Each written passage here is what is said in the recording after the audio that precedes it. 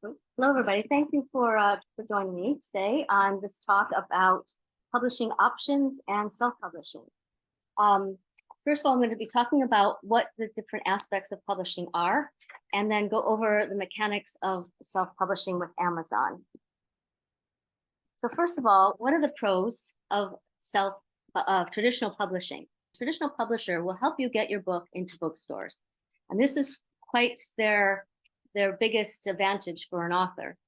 So first of all, I should back up a moment. What is traditional publishing? And so just so we're all on the same page, it's an established system of submitting a finished manuscript, so completely finished, to agents with the goal of getting a book deal with one of the big five publishers. And the big five publishers at the moment are Penguin Random House, Hatchet Book Group, HarperCollins, Simon & Schuster, and Macmillan. There are other major publishers too, such as Bloomsbury, but those are the other ones were considered the major five. Now, I mentioned it's through an agent, and that's really your first hurdle if you're going traditional publishing, because most will require you to go through an agent to submit your book. They would not allow direct submissions. A few might, but most do not. So getting an agent is your first hurdle, and that can be a huge hurdle because they are very selective. Some have their own type of genres that they like. Some have closed their list. They have too many people they're representing at the moment. So it is another hurdle that you have to make before you even get to the traditional publisher. Assuming you do get an agent and you do get a book deal, you will be paid a certain amount of money upfront, the advance, and then you will work with a team of people at the publishing house to edit, produce, and distribute your book. Once that's done, the publishing house will work with you to get your book into the hands of readers. But this doesn't mean they will take on all the marketing for you. Once your book starts selling, you'll get paid only after you earn out your advance, or once a publisher makes back the money they paid you to acquire your manuscript in the first place. And then, of course, you still have to pay your agent, and they usually want 15%. So the other reason, well, let me back up. So you can get traditionally published books into the bookstores, and that's because the self-publishers have representatives that go to the bookstores and sell the books that they represent, right? And the bookstores trust them because they know them. They have their fingers on the pulse in the market, so they trust them, and those are the ones that they go with more than self-published books that they don't know. The bookstores must also compete with Amazon as far as a bookseller, and so they don't like self-publish because most people self-publish on Amazon. So it's like dealing with your competitor. So the second pro is that the team offers a team of professionals. So author may want to only write and not have to deal with all the book cover designers and the editors and the marketers. And that's really the advantage of going for self-publishing, so that you don't have to do it all yourself. But traditional publishing does handle all the other aspects. They employ expert editors, art directors, proofreaders, salespeople who can all help to bring your book to life and to the reader. But you probably won't get as much marketing help as you're hoping for. Their effort depends on how much they've already invested in you, which I'll talk about in a few moments, and are more focused on attracting booksellers than readers because they are the ones who buy their books.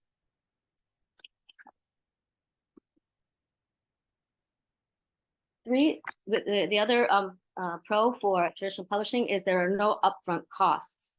So if the publisher asks for money, then it's not a traditional publishing house. This usually means they are a vanity publisher, and if approached by one, you should be very, very careful. And I'll go into that a little bit more in a moment. With a book deal, usually comes in advance against royalties. The average is around 5 to 10,000 US. But now some houses are offering a smaller advance or no advance in return for higher royalties. So that's kind of a bit of change in the market. Royalties are usually 7 to 25% of net book price, i.e. the price after any trade discounts, marketing costs, and overhead. So the bookstores can return books that they don't sell, so these do not produce royalties. It's important to keep that in mind.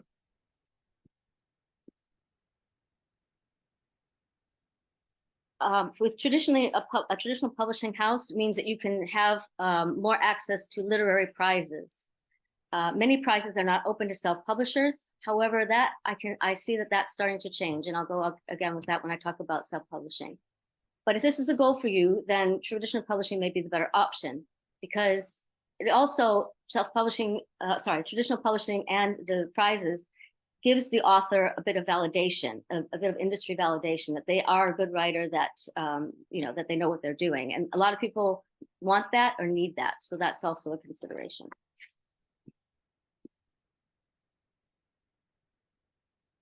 And that's also the last one. The industry validation is what the traditional publishing house really offers on author. So now for the cons. The process is extremely slow. On average, it takes 1 to 2 years for a book to come to market once you have the offer. And like I said, you have to get an agent first, and then the agent has to sell it to the bookstore, to the publisher, and it takes time for that. And then even after that, you have to wait 1 or 2 years usually before you can get your book on the market. So if you consider all the time it took to write and edit your book, time to get to the agent and the publishing process, this becomes a very long time before you can see your book in the market. And by contrast, indie publishing with Amazon could see your book on sale online in a matter of hours, and you pay 60 days later for any, you get paid, 60 days later for any sales that you make.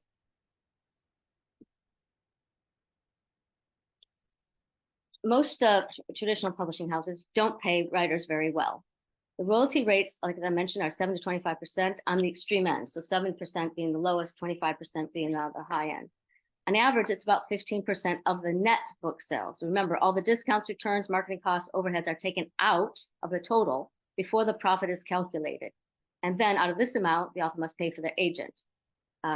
So the total the author usually gets is around 10 to 15% of the price which their book sells for, which in the age of Amazon is often a discounted price. This works well for the top 1% of writers, the Stephen Kings, the J.K. Rowlings, but not in the middle or bottom tier.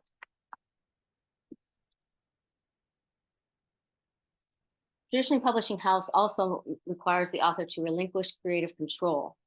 So when a publishing house gathers a team of professionals to edit and produce your book, which is what you're going there for in the first place, you will also not have a say, however, in many of the aspects of the process, including the cover of your book, what price your book will sell for, when it would be launched, how it will be promoted. You might not like the final title or the cover they choose. You may also get an editor who you don't agree with, who wants to chop off a lot of your book and you don't agree with that, or they might take a different marketing approach than you would. So you lose all creative control when you go to a traditional publishing house. They also do not offer significant marketing, as I hinted to before, unless you get a really big advance, like we're talking 5 or 6 figures. And only then does a publisher have a big enough stake in the earnings, earning that money back, that they'll put a greater effort into the marketing. The vast majority of deals don't include a big marketing budget.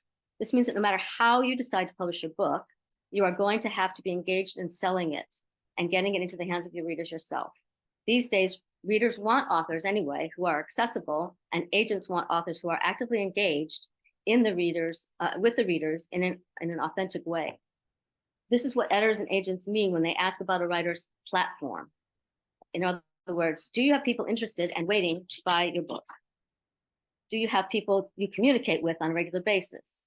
If yes, this makes you more appealing to the traditional publisher. So even if you're going with a traditional publishing house, you'll still want to have your own website, you still want to build up your own email list, etc. So because it helps them with their promotion when marketing budget isn't large, which is usually the case.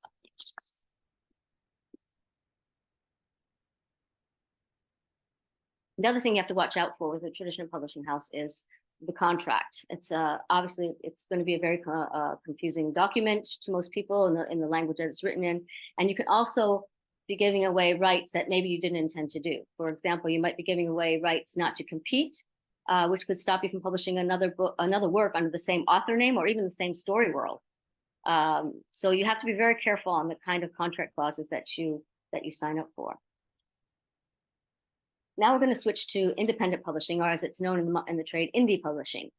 So a definition of an independent publishing is pure do-it-yourself publishing path where you take on all the roles of the publisher of your book. Once you have finished, sorry, I just know somebody wants to be in there. Sorry. Once you've finished your book, you have a finished manuscript, you have to edit, produce, and distribute the book yourself. To do this, you can either work with independent vendors who charge on an ad hoc basis, or work with a vendor who charges one fee to use their in-house team of professionals. From there, it will be up to you from the marketing plan you design and execute to get the book into the hands of readers. You will earn everything the book makes, minus the costs incurred to actually edit, produce, market, and distribute the book. But as I said, you have control over this. You can either hire people or not hire people if you want to take it on yourself. The process can be very fast. You can get your book to market really quickly. Ebook publishing means getting out there in days. Self-publishing, a paperback, you can have it in a matter of weeks. It still involves the same amount of time writing and editing the book, of course, but once you're done, you can upload your manuscript to Amazon, Kobo, iBooks, all the other websites that you can use for publishing your books. And your book will be ready for purchase in 4 to 72 hours. If you're doing print on demand for a paperback, you can get that up within 24 hours, or you can order a physical author's copy, which might take a week or so, depending on delivery option.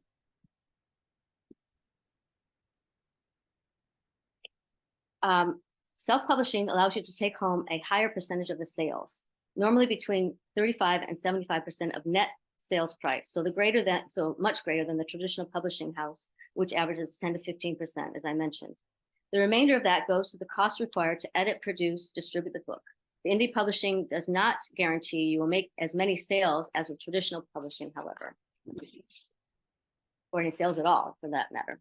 It often depends on the genre that you're writing, the time and effort you put into marketing, and cost, of course, and sometimes just luck.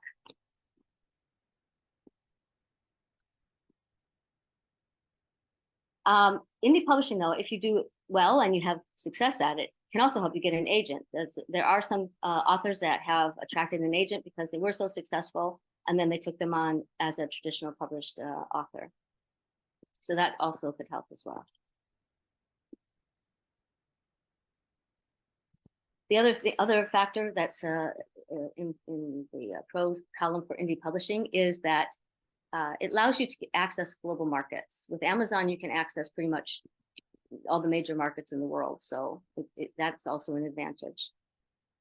And to be honest with you, when I first signed up my first book with Amazon, I got my first sale in Japan, and it felt really, really good to be able to reach those markets. Now for the cons. The biggest one is you have to do it all yourself, or find suitable professionals to help you. As I mentioned, editors, covers designers, perhaps someone to help you with the formatting, which we'll hopefully go over. It's not that bad, but there are a few areas that are tricky. You'll have to master a lot of systems and processes, probably oversee a few professional contractors, and this all takes a lot of time away from your writing, first of all, and that's why we like to do writing, right? We don't want to do all this other stuff normally. And it's also a harder process than most readers realize. It's a steep learning curve, but not insurmountable. You just have to make sure that you put enough time into it to learn all the ins and outs. But you have also, many people don't really enjoy this. I'm kind of lucky because my husband helps me. He's kind of taken on over the role of the marketer, which is, I'm happy to do that, to let him do that, because it lets me write more. But if you don't have someone that can help you in your household, then you might have to hire some people if you don't want to do these things yourself.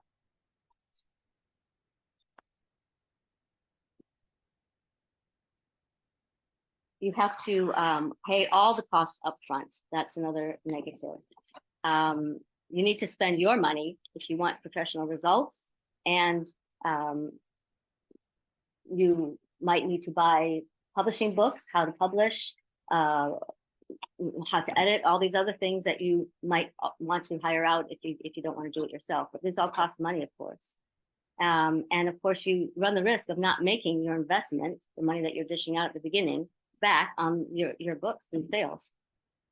But if you produce a good book and you make the necessary marketing efforts, it's quite possible to make it back and then some. There are some very successful self-publishers, as I'm sure you know, not only big names, but other people that started out as unknowns and have gain a lot of publicity and sales through self-publishing.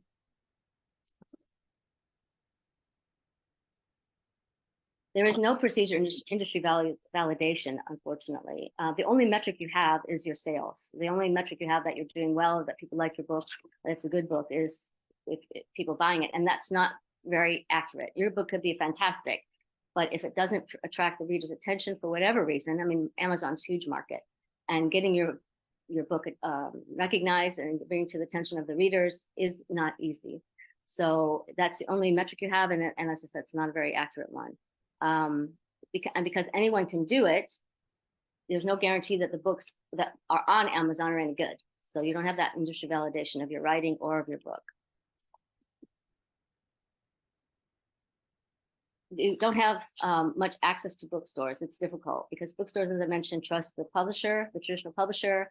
They don't know you. They don't know if your book's any good. And also they don't want to compete with Amazon. So sometimes it's hard to get to bookstores, but not impossible. I approached one small bookstore in my hometown and they agreed to take it on. So it's not impossible, but you have to go and present and market your book yourself in these bookstores. There's limited access to literary prizes. This, as mentioned, was used used to be the case. I noticed there are more and more literary prizes now being offered. And part of that is because some use it to make money for themselves. So you have to be careful about which literary prizes that you compete in, and make sure that you're getting enough out of it because most charge an entry fee. You're getting enough out of it to warrant the entry fee. And to do that, there's a very good site. I think it's the next one on the slide. Yes. The Alliance of Independent Authors is out there for advice and advocacy for self-publishing authors. I haven't used it myself till recently too much, but I do know that for the awards, they have a webpage that rates all the awards and competitions that they know of. And it's very handy to go over that. And then you can see if you're willing to buy into these awards or not. So that's very helpful. Now, there's also other types of publishing, which I'm just going to touch on briefly because I don't want to take all the time talking about this and miss out on the mechanics. But hybrid publishing is one other option. Hybrid publishing is a publishing model that combines elements of traditional publishing and self-publishing. In most aspects, the hybrid publisher functions just like a traditional publisher, with an important difference that the author subsidizes most or all the costs of publishing and are not given in advance on royalties. But just like traditional presses, reputable hybrid publishers have editorial design and marketing teams. The idea is to help authors who would like a traditional publishing option, but cannot or prefer not to work with a traditional publisher. So the costs are borne by the author and they get no advance. In hybrid publishing, the author fronts the production costs and sometimes shares these costs with the publisher and doesn't receive an advance. The publisher then takes care of the entire process, editing, marketing, etc. The idea is that the hybrid publisher, authors who don't want to handle the editorial design marketing, can pay someone else to shoulder those responsibilities. The catch is, however, if the author doesn't manage to raise the minimum amount, the book is subject to cancellation. The author shoulders the financial risk and must trust that the press is doing its best for their book. If all doesn't go well or go to the plan, the author has very little recourse to recover their investment. So the hybrid also offers better royalties than traditional publishing, however, less than self-publishing. Hybrid publishing can see the author rake in about 50% in royalties, but one should question why you want to share your royalties with a hybrid press in the first place when you're already taking on the financial investment and all the risks involved. Self-published authors get to keep up to 70% of the royalties on ebooks and between 40 and 60% on print books. So by hiring the professionals when needed, these authors have all the practical support they need to self-publish and get to keep all the profits from sales, minus of course what you paid your professionals. So before going with a hybrid, consider those differences as well. The hybrid also doesn't offer very much marketing. So they should also choose your book on the merit. But again, if you get one that's not concerned with quality, then they're probably a vanity publishing house and not a true hybrid publishing, because the true hybrid, you want them to be picky. You don't want them to take just anybody. You want them to go over your work just like you would for a traditional publisher. You submit your manuscript and they look it over and say, yes, we'll take this on or not. because otherwise, if they take on everybody, then it doesn't give you any that validation.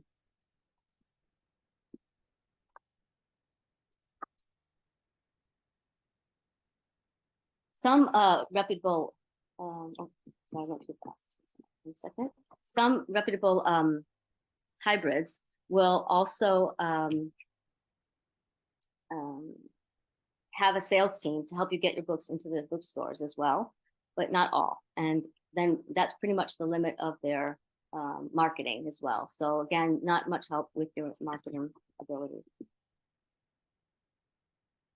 So another area is digital and digital first publishers. These publishers do just what their category says. They publish ebooks first. A digital only publisher will not publish a print book. A digital first publisher, however, may, but they will decide later, probably after they see how the book does, how the ebook does. With some digital publishers, and I'll just throw out a name there because I hadn't heard of traditional digital first publishers too much. So Book Auteure is one that I've heard, that I ran across. Gives readers the option for a print-on-demand book. Digital publishers are going to be very strong at selling to readers who read a lot of the same genre. So romance genre, these people they read it and then want to read the next one and the next one right away. So they're primed for ebooks because they don't want to fork out $13, $14, $15 for a book each time. They want it quick and easy. So an ebook is probably the way they're going to go. Same with crime and suspense. They read a lot as well. So, and there are other genres as well that might be more prone to an ebook. Ebooks are cheaper to produce. They take up less space for the reader, and then physical books. They're easy to transport on their holiday, and they can be bought anywhere, anytime. So you can see why someone who reads a lot wants to go for the ebook.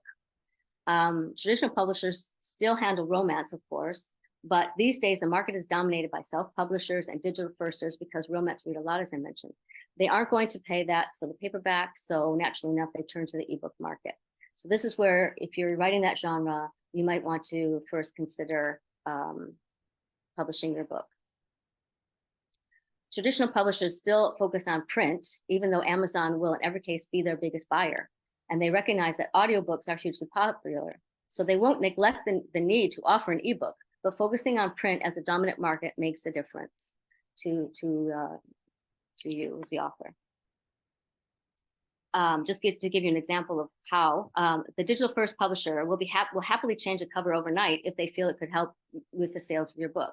A print-led publisher, however, can't have an ebook with one cover and a print book with another. So the cover you start with is the one that you're stuck with. So it's much more limiting when you go to the traditional publisher for that reason. That's it. Publishers, some publishers have an intense special focus on a certain market. Health is one area. There's also engineering, military history, other, etc. And these publishers have a very small pie, if you will, piece of the pie. But if you're writing this kind of book, you might want to seek them out because this is where your readers would probably go to buy their books. So this might be a better area for you. It's not so much getting money out of it. It's more for the prestige that your book will gain from the exposure on these publishing sites. So to summarize, you want to ask yourself, I'm trying to hurry up because I want to get to the other. So I hope if you have any questions, just ask me at the end if I've gone a little too fast. So you want to ask yourself, why do you want to publish a book? And what does success look like to you in deciding which publishing path to go on? Also, you want to consider who is your buyer. As I mentioned, are you writing romance, so your buyer is looking more at ebooks or not? Traditional publishing is probably best for mainstream commercial fiction, book club fiction, mainstream literary fiction, and mainstream nonfiction. In other words, mainstream. Nothing on the edge. And indie publishing is probably best for a book series, because you can get them all on that site, genre fiction, and most areas of fiction and nonfiction. So self-publishing, you can really publish anything there on that platform. Okay. So publishing on Amazon. Amazon is the undisputed giant in book sales generally and self-published books specifically. So it generates around 28 billion worldwide from book sales every year. It's responsible for 50% of sales from the big 5 publishers and controls between 50% and 80% of the book distribution in the United States. The company's market share in ebook sales stands at 67%, to 83% when the Kindle Unlimited is included. So they are definitely the giant in the industry. The share in self-published titles by year, you can see as of 2018, it's grown exponentially.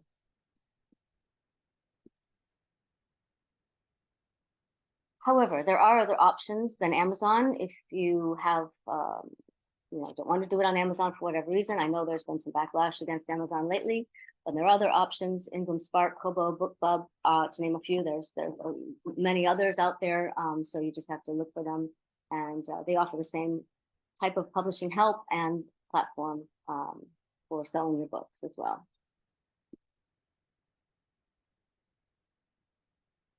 So publishing on Amazon. What I'm going to talk about today is, first of all, your bookshelf, how it looks and how to set it up, how to set up your files that you will need to publish a book. And then I will highlight some of the problem areas that require a bit of a learning curve. And I also want to make you well aware of the help tab, and I'll tell you specifically when the help tab has a especially good video or other information for you. I'll have to actually show you some of the tables from the help tab. So first of all, you want to log on with your Amazon password and make a new account. Now, I couldn't go back over how I started this because I'm already populated, but I believe you all have to start out with Amazon.com because, but you can enter in any password that you have an account with. But Amazon.com, because that's the one that requires the information that Amazon needs to give you the royalties, for example. So you will probably go to KDP Amazon.com to create your page. Okay. So once you do that, when you set up your account, you're going to ask for certain things. You're going to ask for your name, address, all that stuff, where a book bank details to where to send your royalties, and also some tax information for sales tax and stuff like that. So that's what you need to fill out on that page. And then you're going to go into your bookshelf, which is what this is. This just shows your bookshelf. So you can see this is my page, obviously, for my different books, and it goes in reverse order. So my most recent one I published is Archie at the top there, and then the second book 2 of my series. So what you're going to want to do to create a new title or series is click this button here, the create button, and it will open up a new page for you. Okay, some things I want to point out here. You'll see that this is, I'll just go by this example of my first book that I published. The top says Kindle ebook actions, and then there's a drop down here that you'll click on. Here is the paperback actions. Now, I'd like you to try and remember this page because I'm not going to come back to it in big, but I will come back to it when I talk about paperback. So right now we're going to go here and click on the little icon there for Kindle ebook actions. And this is the drop down. So you can see you've got edit ebook details, book content, pricing, and then a whole bunch of other stuff that's not really going to help us today. So we're concerned with these first 3: details, content, pricing, because then you can get your book on Amazon. So if you see at the top here, once you click on that, this page will come up. You click on the book details, and this first page comes up. So this is how you're going to first populate the form. So you're going to put in, obviously, the language, your book title, your subtitles, your series, if you have one. If not, that will just say blank. Your edition number, which again, if it's your first, it will just leave it empty. Your author, any contributors that you have to your book.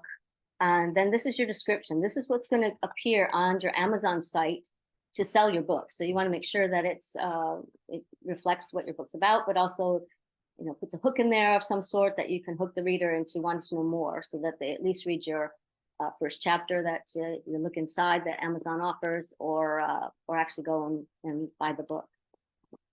You have down here your publishing rights and who your primary audience is.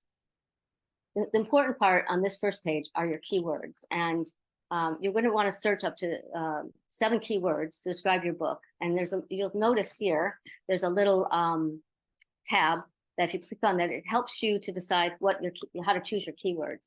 What you don't want to do is you don't want to put anything that's in your title or anything in your book description, because those will automatically be available for someone searching for your book. Your book will automatically come up using those words. So you want to think of something else that's not in your book title or in your description. This down here is pre-order. We won't worry about that right now. If you do pre-order your book, you commit to publishing on a certain date, and if you don't publish by that date, there's some penalties, like you can't pre-order again for a year or something. So, but I think we won't worry about that at the moment. So if you remember that drop down, we go back to that drop down first, and we go on to book content, or I believe you can also get it, go back up to the top on the detail page and then click the next tab over. I believe you can get it that way as well. So Kindle ebook content.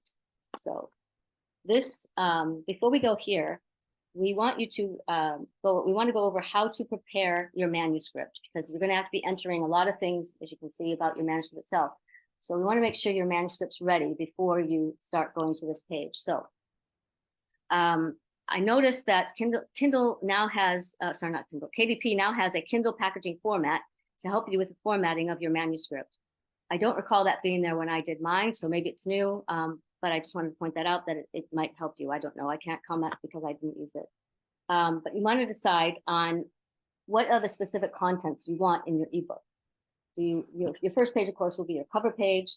But do you want a title page, the title of the book and your author name? Do you want you have to have a copyright page, but take a look at other authors' copyright page and just kind of copy what they have, what suits you or what you like from their copyright page. Pull out the elements that mean something to you. You'll also include your ISBN if you have one. It's not required for an ebook, and Amazon will assign you a Amazon standard identification number, an ASIN, which is unique to your book as well. So you don't have to have an ISBN for that.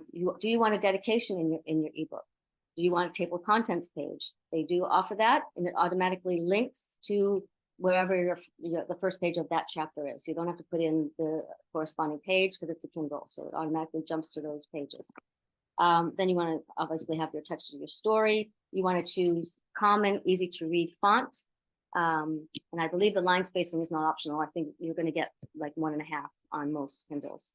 But of course, the reader can change the font bigger or smaller too on individual machines. So, choose a font that's easy to read, not necessarily the size of the font, but the actual font itself. And then, of course, you have to worry about the end of your book. Do you want an author's note? My author's note explains, for example, the inspiration of my book. It mentions my website, explains I have 2 minor historical changes deviations that I took and why I took them, and what the true case is in historical, because I tried to make all my the facts in my book, the historical facts, accurate. So I wanted to let people know when they were not, or a little slight deviation, or just a time slight deviation. Do you want to include acknowledgements in your ebook? Do you want to include a word from the author requesting reviews or identifying your website? If you have a sequel already coming up or already started, do you want to introduce it here? Do you want to provide an excerpt at the end of the book? The other thing with Kindle, with the ebook, it's very easy to edit afterwards. If you get it up there and you decide, oh, now I've got another book and I want to add it to my Kindle ebook, you can do that very easily. So you're not stuck with what you have, but to start with, you should also consider these things to get it out there in the first place. So you're going to upload your manuscript and cover. You're going to put it, and then after that, here's where you upload it. Here's where you upload your cover. The next slide. Yeah, so here you want to launch previewer. You should always look, once you get it up there, look on the previewer and see how it looks. Make sure it looks how you want it to look. You probably will see things that need to be adjusted because the formatting or whatever. One thing you want on the ebook, you don't want any hard returns unless it's absolutely necessary. Like in the middle of a paragraph, you don't want a hard return. You've got to let it do its thing, because it, like I said, it grows and shrinks depending on the author's, the reader's experience. So you don't want any hard returns unless you have to. So after you launch the previewer and you've looked at that, I would also recommend that you preview it. It's number 3 here. It says preview on your Kindle, and it tells you how to do that. You can actually have it sent to your own Kindle and see how it looks like to your reader. And I think that's very important as well. You can see exactly how, if they make it bigger or smaller, what will happen, these kinds of things. So I would highly recommend that you do that as well. And then you just save and continue down here for the next part. And then we're going to talk about pricing. So when you were first setting up your book, you've already sent your primary marketplace. In my case, it's US. It's one of the biggest markets, and all of your other prices will be in relation to that first market.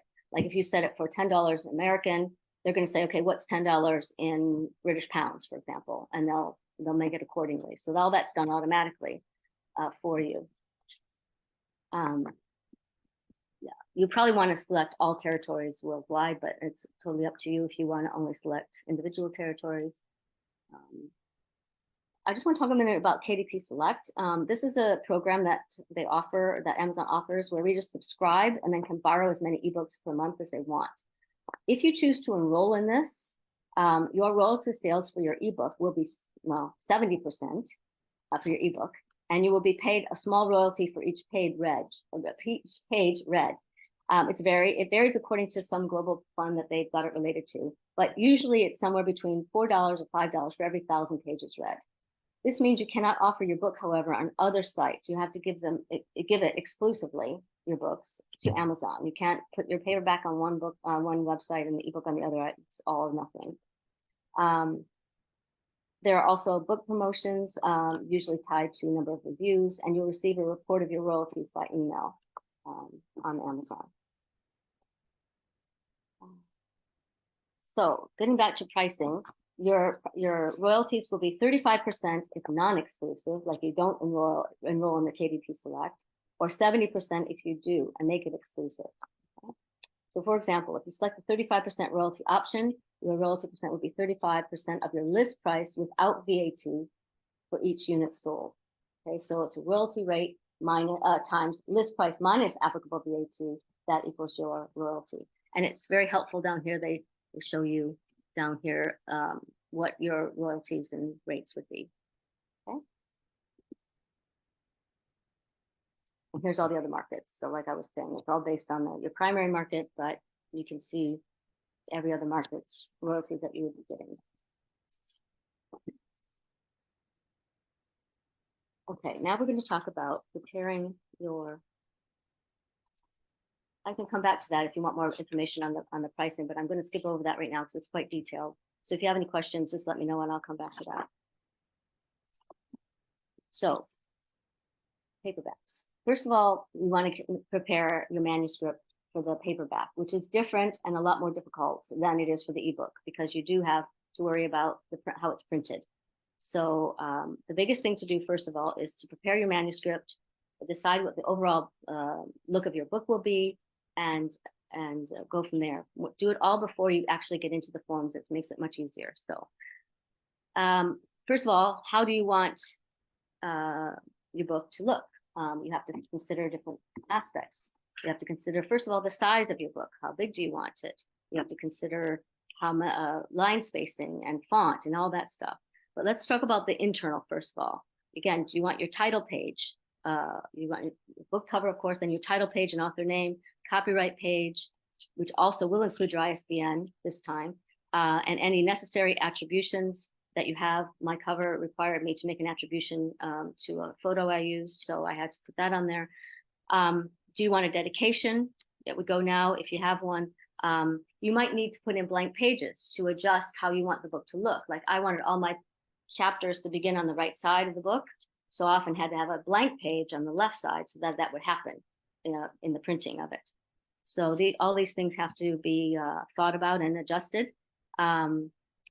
So do you want, so all the blank pages, if you want one before, title page or whatever, I also have a prologue in my first book. So I wanted that to come out a certain way. So you have to make all these adjustments with the blank pages. Then you want a table of contents or not. Then you have to also, of course, make sure your page numbers line up with that table of contents before you actually publish the book. So how will the main text of your book look?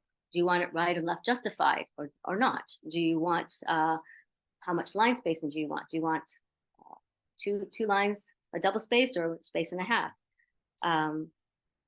One thing you need to keep in mind though with line spacing and mostly line spacing is, and the size of your book, this affects the number of pages, margins, and costs. And I'll go over that in a minute because you'll see it's a huge difference. So this is not a light decision to be made.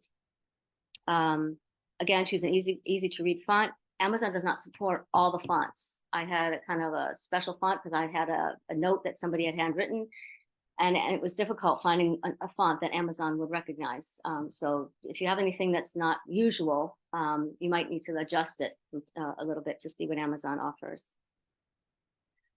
Do you want the first page of each chapter set out differently from the text? Mine scrolls down quite a ways before the chapter starts. I have a special character in my first letter, etc. So how do you want that to look? Also, do you want your title to appear at the top of each page and maybe the chapter title on the other side? All these considerations. How do you want your book to look? And also, where will your page numbers go? Will they go at the top? Will they go at the bottom, on the inside and the outside? So all these considerations. Again, do you want an author's note? Do you want to include acknowledgements, etc.? All those other things I mentioned before. At the end of the book, if there's a sequel, do you want again to introduce it here, etc.? All those other things I mentioned for the Kindle ebook.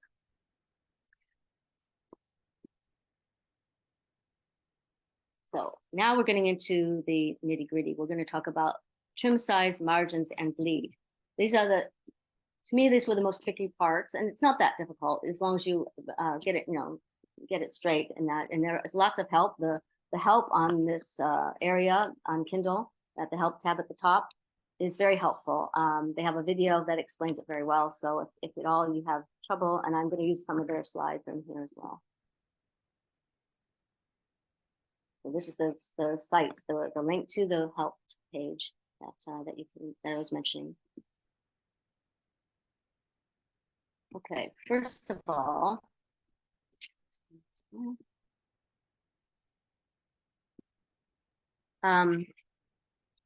so trim size. Decide what the size of your book is.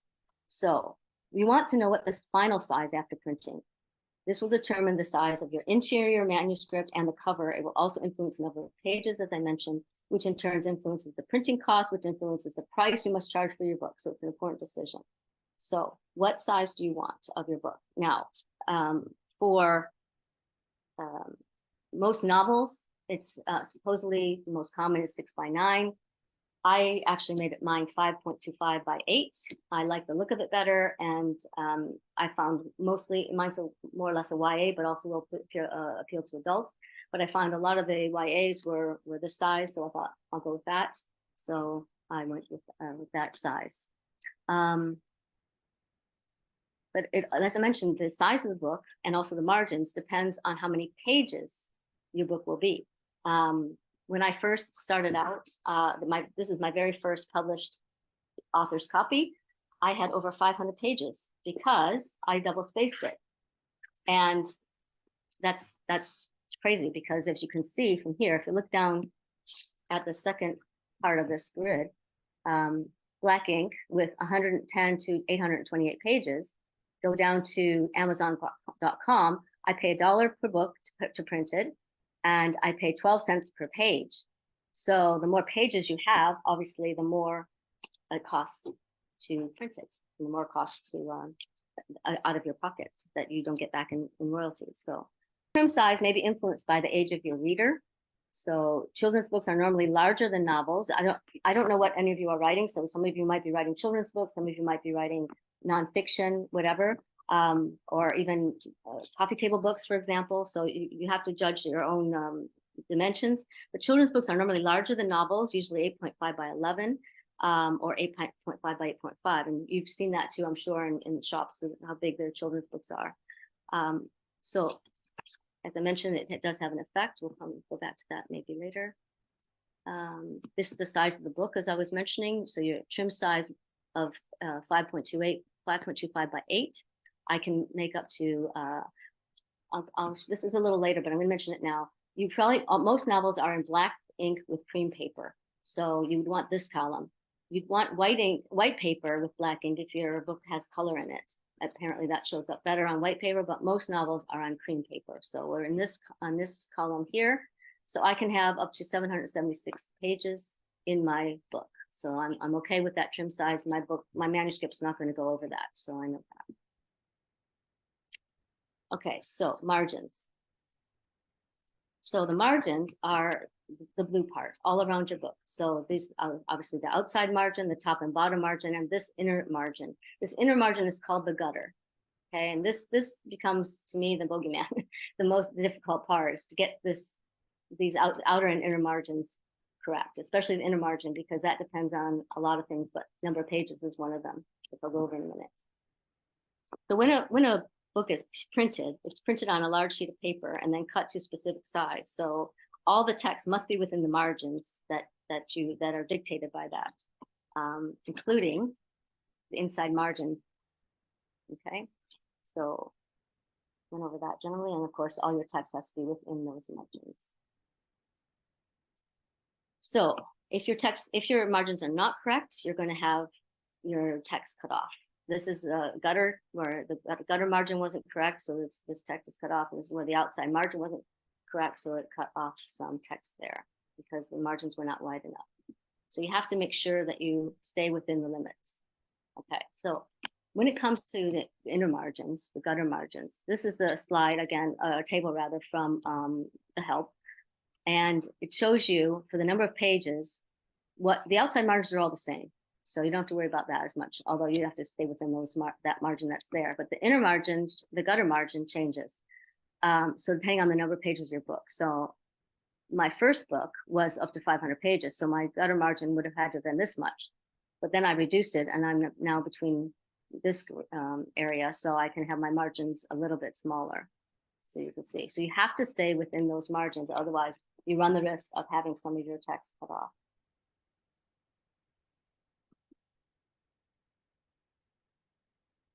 There's also a paperback file setup calculator, which I did not use as well. So I have no idea how helpful this is, but it might be very helpful to help you set your margins and help you figure out what the minimums are for you as well.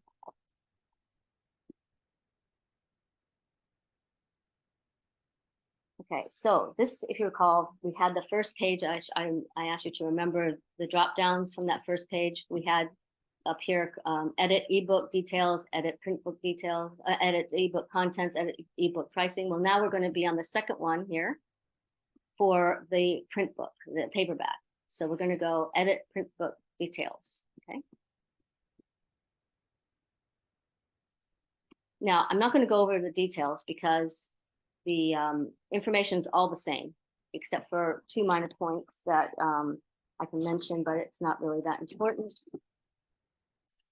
It's just about whether your book is a book of low content, which means you want to publish a diary or something, like a blank diary that the customer has to fill in, or it's has a lot of too much content or something like that. So it won't apply to most people, and you can figure that out, on that tab itself.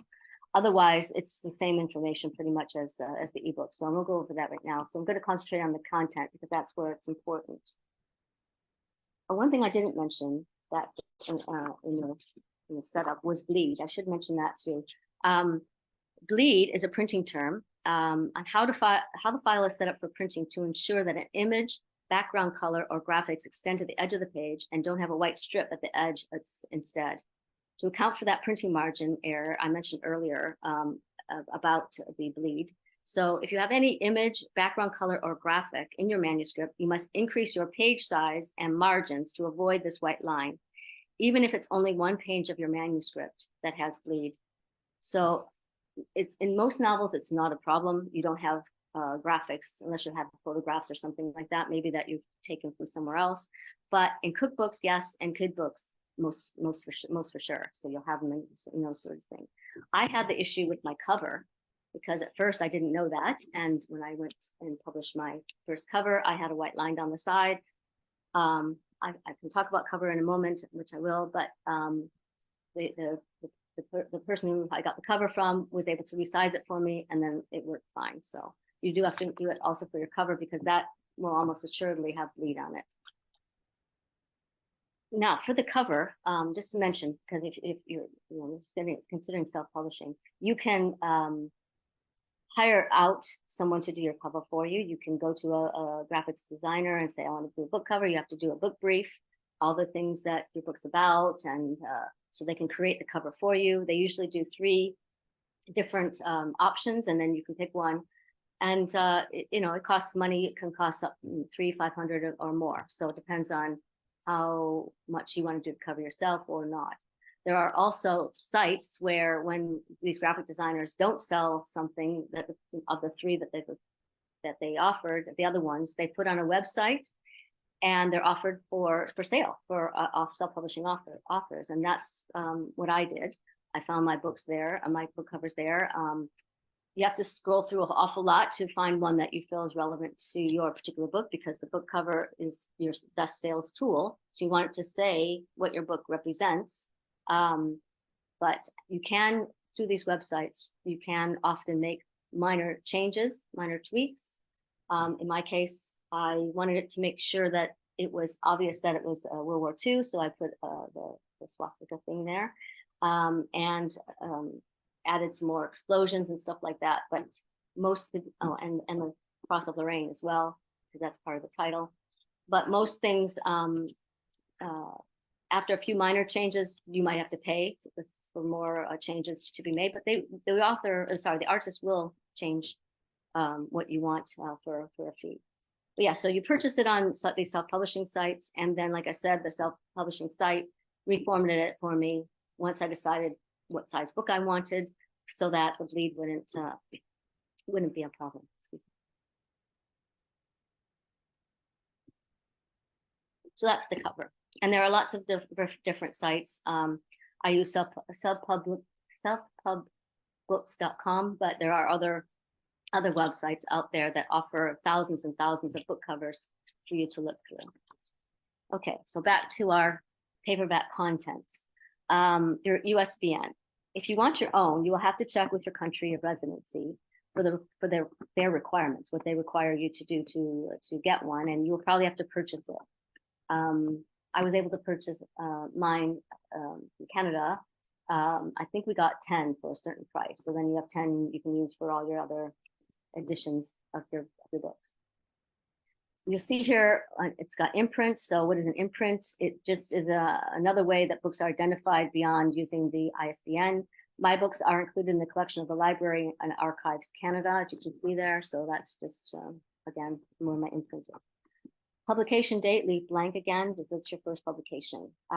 Ink and paper type, we talked about already. You're going to want cream black ink with cream paper for novels, and maybe something else for other books. So it mentions here that you can't change once you have published a book, well, for obvious reasons, because they want to be consistent. So, and same with your trim size, you can't change that. So these are just, now that we've set up our manuscripts though ahead of time, you know what your trim size is. You can just enter it right there, so you know what it will be. You'll know whether you have bleed or no bleed, and you have to decide whether you want your cover to be matte finish or glossy finish. Okay. Then the fun part, you get to upload your manuscript down here at the bottom. So upload our manuscript. Now I have a few words on that. You want to always save your manuscript in PDF before uploading it. This will be because you get better and consistent formatting results. When we first did it, we put it into the previewer and we said, why are those mistakes happening? They're not on my manuscript. Why are they appearing in the print? So we finally put it in PDF and they were gone. So it really helps to see what the true version will be in your PDF. So always do a PDF when you put it in the previewer. And do put it in the previewer. It's very helpful to do that. And just put it in here, launch the previewer. Once you upload it, it will then come up after a fairly few minutes. It takes a bit of time, but once it comes up, you can open it and you'll see how your book will look in print. So it's quite exciting. You can also ask for an author copy, and the instructions are also there to ask for an author copy. As I showed you, it comes with this not for resale on it. And then you can see exactly how it will look to your readers. And to me, it was very helpful. That you want to do that probably at least once. And you don't have to, it costs less than your purchase price. It costs just the cost of printing. So, and down here at the bottom, you can even see what your printing cost would be. It gives you a nice summary of what you are asking for and what the print cost would be for what you're asking for. So you can see there what the print cost will be in each market. Okay. So as before, you've got your pricing on each market based on your primary market. Again, mine's Amazon.com. So that's my first one. And everything else is based on that. So my book costs $5.08 to publish. I get a royalty rate now of 60% because I am in KDP Select. However, it was 70% till a few months ago. Now they've reduced it, much to my surprise. And now it's 60%. The flip side is if you're not exclusive on the KDP, you're going to get 40% on the other non-exclusive distribution, as you can see here. So I'm not enrolled in that, so it's not activated. I'm using on this column here. So my paperback earns me a big royalty of 91 cents per book. So I actually make $2 and if you notice $2 and something on my ebook. So I make more on the ebook because of the printing costs than I do on my paperback. So the rate is royalty rate times list price minus printing costs, and that equals your royalty. So you can see from the previous table, we had the printing costs that I showed you. We had the base rate, and then you had the price per page. So that's the printing costs for you. This is the second page. All the markets are shown. Down here is where you request your proof, our author's copy. You can request the proof. They'll send it to you. Okay. That's pretty much everything I think I wanted to mention. If I've forgotten anything, I will try and bring it up, but I'm happy to answer any questions now that I can. Yes. Hi. Thank you, Laura. Thank you for your time. This was super interesting, and I think it complements what you presented on your last Lunch and Learn. I do have a lot of questions. I won't go through all of them. I guess most of them for me are around Amazon and the whole publishing. So just for my own understanding, when you are requesting a paperback, like a physical copy of your book, Amazon is printing them for you, correct? Like that's why you're taking the time to go through all of those details and... Exactly. Amazon is your publisher. And in fact, when you get your book, you'll see in the back here where it was printed. It shows you your ISBN and then it tells you where it was printed. This one was printed in Poland. Okay.